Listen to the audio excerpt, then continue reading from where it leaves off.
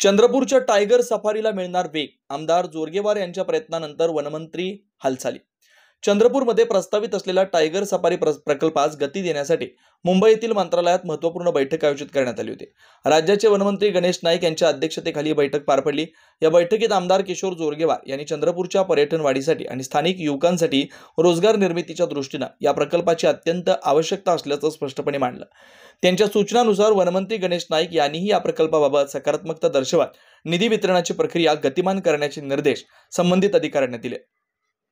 चंद्रपूरच्या मूल रोडवरील वन अकादमीच्या मागील बाजूस 171 हेक्टर क्षेत्रात टायगर सफारी प्रकल्प उभारण्यात येणार आहेत. यासाठी 580 कोटी रुपयांचा खर्च येणार आहे. सदर प्रकल्पाचा आराखडा महाराष्ट्र वन विकास महामंडळाच्या अधीनस्थ FDCM गोरवाडा झू लिमिटेड यांच्याकडे तयार करण्यासाठी देण्यात आला. या प्रकल्पात Australian, south American, south Africa आणि इंडियन ट्रेल अशा वेगवेगळ्या थीमवर आधारित प्राणी दर्शन झोन असतील. यामध्ये कांगारू, जगवार, माकडे, कॅपिबारा, विविध रंगीबेरंगी पक्षी अशा अनेक विदेशी व देशी प्राणी पर्यटकांना पाहता येणार आहेत. याशिवाय 44 हेक्टर क्षेत्रात वाहन सफारी, 20 एकर क्षेत्रात चिल्ड्रन पार्क व इतर पर्यटकांसाठी सुविधा विकसित केल्या जाणार आहेत. या प्रकल्पामुळे चंद्रपूर जिल्ह्यातील पर्यटन क्षेत्रात मोठी वाढ होणार आहे. स्थानिक तरुणांसाठी रोजगाराच्या अनेक संधी उपलब्ध होतील. या संदर्भात आमदार किशोर जोरगेवार यांनी ताडोबाच्या सफारीसाठी लाखो पर्यटक चंद्रपूरला येतात, मात्र अनेकदा वाघांचे प्रत्यक्ष दर्शन होत नाही.